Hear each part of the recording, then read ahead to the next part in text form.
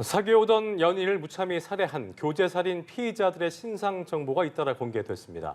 특히 구미 교제살인 피해자는 경찰에 스토킹 신고를 3차례 했고 이후 가해자는 교정 프로그램도 이수를 했는데요. 네, 그럼에도 피해자는 왜 끝내 보호받지 못한 걸까요? 반복되고 있는 교제살인의 원인과 또 대책은 무엇인지 윤해출 전 경무관과 함께 진단해 보겠습니다. 어서 오십시오. 네, 안녕하십니까? 네. 최근 일주일 사이에 교제살인 피의자 2명의 신상이 공개가 됐습니다. 구미 교제살인의 피의자인 34세 서동하 그리고 시신을 훼손하고 유기까지 한 현역 육군장교죠. 38세 양광준이었습니다. 교제를 하다가 폭력을 넘어서 참혹한 살인으로까지 번지는 사례들이 좀 급증하는 모습인 것 같은데요. 먼저 어떻게 진단하고 계신지 들어보겠습니다. 지금 일주일 새에 벌써 신상 정보가 공개가 2건 정도 됐지만 최근에 언론 보도를 보면은 이 교제 폭력이나 교제 폭력 후에 교제 살인으로 이어지는 중대한 결과를 초래하는 것들이 이제 우리 국민들이 체감적으로 느끼는 만큼 그 숫자가 증가하고 있고 불안을 느낄 정도로 심각해집니다. 이게 아마 지금 우리 사회에 관계에 문제가 생겼을 때, 그 갈등이 생겼을 때 그걸 조정, 통제, 합리적 선택을 할 수 있는 어떤 그런 시스템이 상당히 우리 사회상에서 정교한 시스템이 결여돼 있다. 그래서 앞으로 이걸 방치하게 되면은 점점 더 증가하는 시그널로 보고 우리가 빨리 지금 이걸 방지하기 위한 어떤 사회 전반적인 노력이 빨리 준비되어져야 되겠다는 그런 위기의식을 느끼고 있는 그런 상황으로 보면 되겠습니다. 네, 말씀하신 것처럼 교제 살인에 대한 대응 방안에 대해서 보다 좀 많은 부분 좀 수정이 필요할 텐데 특히나 구미 교제 살인 같은 경우에는 경찰의 스토킹 신고가 접수가 된 게 3번이었습니다. 그럼에도 막을 수 없었던 이유는 어떻게 분석을 하시나요? 이게 지금 4개월 동안에 사귀다가 이별 통보를 하고 그 위에 계속 스토킹을 하니까 3번이나 신고를 한 상황입니다. 이게 참 심각한 상황이죠. 그럼에도 불구하고 이게 우리가 초래하지 않아야 될 결과 살인까지 초래가 된 이유는 이게 지금 피해자 보호에 최선을 다하고 집중을 했는데도 경찰에서도 피해자 보호 조치도 했고 법원에서도 접근 금지 명령도 내렸고 그 모든 조치를 했는데도 결론적으로 이 살인의 결과까지 가는 거는 이 스토킹 가해자의 어떤 분노에 있는 폭력성이나 그 2차, 3차 행위를 저하시킬 만한 어떤 그런 노력들이 좀 더 강화되어져야 된다. 그래야 살인으로까지 이뤄지지 않을 정도로 어떤 예방적인 조치에 좀 더 신경을 써야 된다. 그렇지 않고서는 이런 폭력적인 어떤 성향을 가진 집착성을 보이는 이런 폭력 가해자들의 행위를 수동적으로 막는 방법에는 한계가 있다. 이런 생각이 듭니다. 그렇죠. 말씀하신 것처럼 가해자의 폭력성을 잠재워야 될 2차, 3차 조치가 필요하다고 하셨는데 일단 법원에서는 접근 금지 명령을 내렸잖아요. 그럼에도 불구하고 쉽게 접근이 가능했다. 이런 의미로 봐도 되는 겁니까?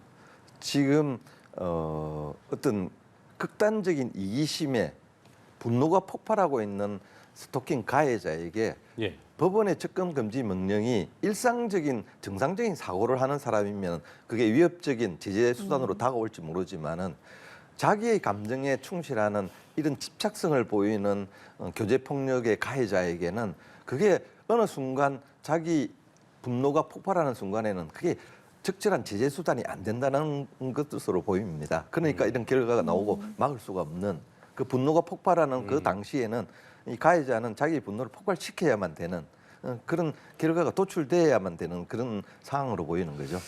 자, 구미 교제 살인 사건 같은 경우에는 스토킹 신고도 신고입니다만 피의자인 서동화가 전문 상담기관이 운영하고 있는 교정 프로그램도 이수를 했단 말이죠. 그렇죠. 그럼에도 불구하고 범죄가 발생한 것이라면 어떤 현재의 어떤 범죄 예방 제도에 대한 재점검이 좀 필요한 거 아니겠습니까? 교정 프로그램을 받게 한 것은 참 그래도 우리 사회 시스템의 한 역할을 하고 있다고 보는데 그럼에도 불구하고 이러한 결과가 도출됐다면 일단 이 교정 프로그램에 대한 또 정밀 진단도 필요하죠.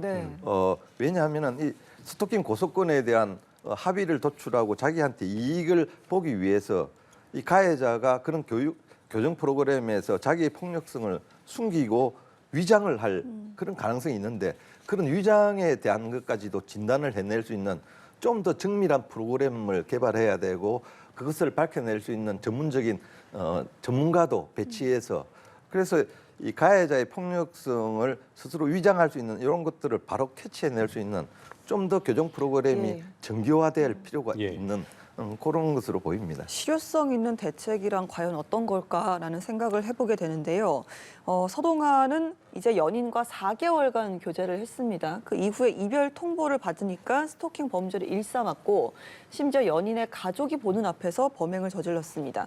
이렇게 좀 그렇게 길지 않은 시간을 사귀었음에도 스토킹을 보이는 점 그리고 가족에게까지 공격성을 보이는 점 이거는 좀 어떻게 봐야 될까요? 그렇죠. 지금 이게 서동아 건은 좀 다른 교제 폭력이나 교제 살인으로 이어지는 사건과 조금 차이가 나는 게 차이가 대부분 있다. 오랜 기간 사귀던 연인 사이에 이별 통보를 하면은 네. 배신감에 어떤 보복 범죄를 하고 이런 경우가 대부분인데 이게 4개월 동안 사귀었기 때문에 그 어떤 배신감이 들 정도는 아니라고 보는데요. 예. 그럼에도 불구하고 이런 결과를 도출됐던 것은 아마 이 서동아가 비정상적인 집착을 하고 있지 않았나.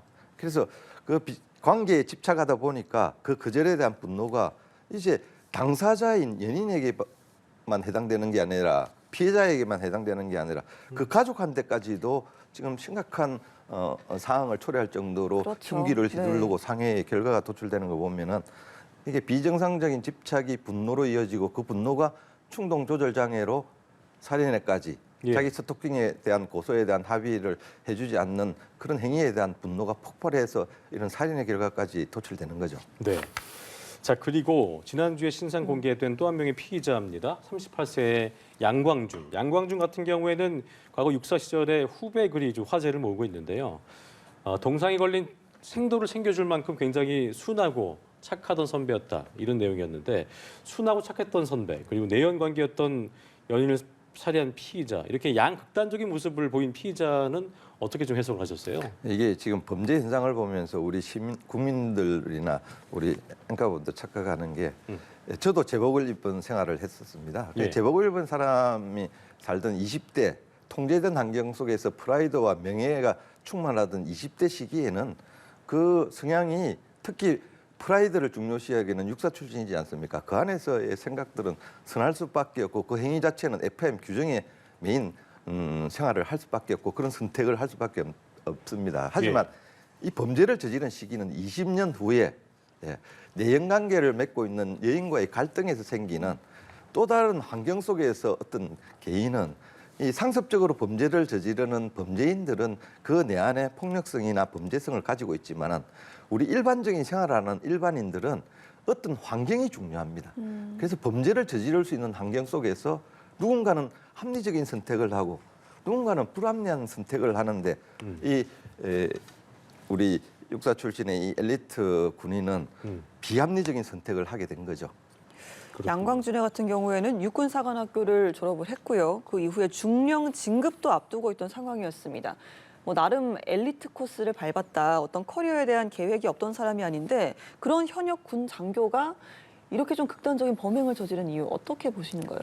이게 제복을 입은 사람들한테 목숨처럼 소중한 것은 명예와 프라이드입니다. 네. 예. 그리고 그 조직 사회 속에서 승진을 하기 위한 무수한 노력들을 했는데 그 결과를 앞두고 있는데 그게 위기가 닥쳐왔단 말입니다. 그러면 그걸 해결하는 방법은 합리적인 해결 방법은 내연관계를 갖고 있는 여인과의 관계를 정리하고 군생활은 더 지속할 수 없지만 또 다른 반성을 통해서 또 다른 사회생활로 가는 것이 합리적 선택인데 이런 명예와 프라이드를 존중하는 사람들이 선택하는 비합리적인 선택의 방법은 두 가지가 있습니다. 예. 회피하고 도망하는 방법으로는 대부분 우리도 알다시피 자살을 선택하게 돼 있고 그다음에 이게 적극적인 통제와 제압을 할 수 있다는 자기의 지능적인 범죄로 완전 범죄로서 이 사항을 자기가 제압하고 통제할 수 있다라는 사람은 이렇게 자기 내연에 대한 어떤 살인으로 토막 살인으로 그리고 시신유기로 완전 범죄를 꿈꾸면서 지능적인 범죄로 이 사항을 자기가 충분히 통제할 수 있다고 믿고 이렇게 비합리적인 선택을 하게 되는 것이죠. 그렇군요. 예. 특히나 양광준 같은 경우에는 육군 중령 진급 앞두고 있었다는 점에서 이 심사 과정에서 왜 걸러지지 못한 것이냐 이런 군 진급 심사 논란까지 일었는데요. 일단 군에서는 정상적인 절차가 진행된 것이라는 입장입니다. 사전에 이런 부분을 좀 거를 수 있는 방법이 방법이 없는 거냐 이런 아쉬움의 목소리도 나오고 있는데 이 부분은 어떻게 좀 봐야겠습니까? 저도 조직생활, 계급사회 속에서 조직생활을 해봤지만은 상당히 이 조직 내에서 업무 성적, 업무 평가 그리고 인성 평가를 통해서 승진도 시키지만은 이런 내연 관계에 있는 여인과의 관계에 있는 사생활 관계까지도 그 조직에서 캐치하기는 상당히 어렵습니다. 예. 우리 현대 사회가 지금 개인의 어떤 사적 정보를 중요시 여고 사생활 침해를 중대한 범죄로 보고 있는 환경 속에서 누군가의 제보나 어떤 확실한 단서 없이 이러한 내연 관계에 있는 양강준의 상황을 파악하고 거기에 대한 대처와 조치를 할 수 있는 것은 아마 현실적으로는 불가능하지 않을까. 그렇지만 군생활 동안에 이 양강준이가 보여주는 어떤 폭력성이 보인다면은 그 예. 폭력성에 대한 어떤 치료나 그런 것들을 진단하고 대처할 수 있는 그런 노력들은 아울러 병행해야 이런 군 엘리트 경찰이 예. 엘리트 군인이 이런 허망한 비합리적인 선택을 하는 사례가 나오지 않을 수 있지 않을까. 그런 확률을 줄여가는 것들이 우리도 우리 군 조직에서 또 해야 될 일이죠. 그렇군요. 감추려면 감출 수 있겠지만 이런 성향이나 성격 같은 걸 어떤 심리 검사나 이런 걸 통해서 걸러낼 수는 없는 걸까요? 있죠. 이게 우리가 짧은 관계를 하는 사람들 사이에는 그 사람을 캐치할 수 없지만 가정이나 학교에서나 있어요. 가정에서는 부모, 학교에서는 친구 사이, 직장에서는 회사 동료끼리 오랜 기간 같이 근무하고 일을 하고 공부를 하다 보면은 그 사람과의 관계 속에서 저 사람은 폭력성이 다른 사람들보다 좀 심하다, 네. 아니다.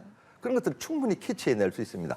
우리 사회에서 문제는 그런 것들을 캐치했을 때 과연 누구에게 어디에 얘기를 해서 저 사람의 저 폭력성을 좀 완화시킬 수 있는 방법이 무엇일까 할 때 그 예. 방법을 우리 사회가 지금 제대로 가르쳐주지 못하고 있다는 게 문제죠. 예. 그래서 가정이나 학교나 직장에서는 이러한 어떤 대인관계에 있어서 폭력적인 성향을 보이는 사람들을 빨리 찾아내면은 그 찾아낸 사람에 대해서 그 폭력성을 저하시킬 수 있는 심리 상담 전문가에 대한 상담 치료나 그 사람에 대한 꾸준한 관리를 할 수 있는 그런 체계적인 정밀한 보안 시스템이 가정이든 학교든 직장에서 염두에 두고 그런 장치를 마련할 필요가 있는 겁니다. 그런 안전장치도 마련을 해야겠고 또 이런 교제살인의 반복을 막는 입법이 시급하다라는 목소리도 그렇죠. 커지고 있는 상황인데 사실 교제라는 단어에 대한 어떤 합의, 사회적인 합의조차 이루어지고 못하고 있는 상황이잖아요. 교제 폭력 등에 대한 이런 대책에 대한 입법화 움직임이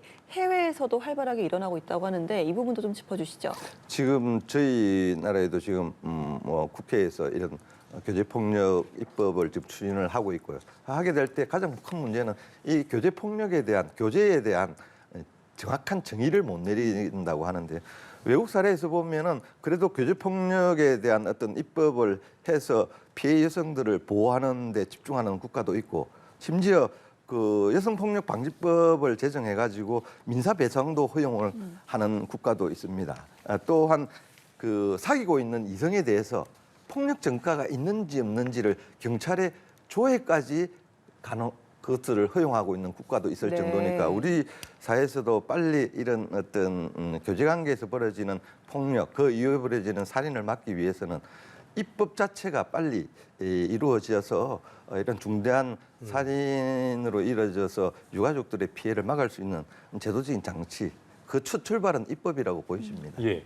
아까 이제 잠시 언급해 주셨던 부분인데 경쟁을 넘어서 소경정 사회 속에서 인간의 어떤 잠재된 어떤 폭력성을 좀 미리 좀 알아차리고 심리 치료를 통해 범죄를 예방해 나가야 한다는 말씀을 여러 차례 해주신 바 있는데 현실적이면서도 좀 실효적인 시스템이 구축돼야 할 것 같습니다. 그때는 어떤 게 필요할지 듣고 마무리하겠습니다. 참 난감한 문제입니다. 제가 얼마 전에 제가 살고 있는 지역의 공원에서 밤 12시에 농구를 하고 있는 10대를 본 적이 있습니다. 예. 그래서 이 늦은 시간에 왜 농구를 하고 있냐 물었더니 주말인데요. 학원을 마쳐야만 이런 여유가 생긴다 해서 밤 11시 이후에 농구를 하고 있습니다. 그 상황을 보면서 참 우리 10대들이 많이 아프구나.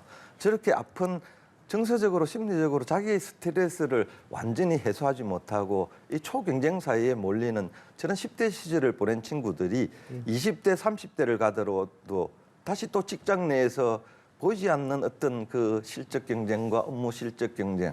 이 현대인들이 가정이든 학교든 직장에서 스트레스를 해소할 수 있는 이런 시스템이 구비되어 있지 않으니까 예. 그 내 안에서 또 사회적인 고립, 개인적인 고립, 1인 가구가 50%가 넘어가고 있지 않습니까? 그래서 관계가 단절되고 있는 거죠. 그런 고립 속에서 우리가 키울 수 있는 것들은 관계와 관계가 충돌됐을 때 그 갈등을 해결할 수 있는 어떤 커먼센스나 커뮤니케이션 기법이든 공동체 사회에서 인간의 상대방과 타인과의 관계에서 합리적인 선택을 할 수 있는 방법들을 배우지를 못하고 있습니다.